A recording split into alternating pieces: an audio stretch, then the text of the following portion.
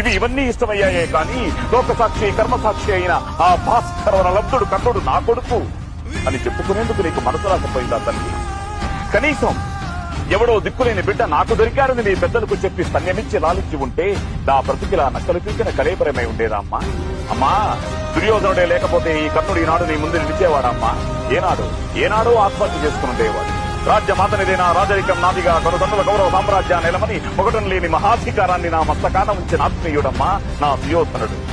పాండవులతో సమరానికి సుయోధనుడికి సైన్యం ఎంత అంటే ఇంత అని నన్ను చూపి కర్ణుడే నా సైన్యం నా బలం, కర్ణుడే నా సైన్యం నా బలం, నా జనం నా ప్రాణం, నేనే కర్ణుణ్ణి కర్ణుడే నేను అని చాటిన మహామానసుడమ్మా నా రారాజు.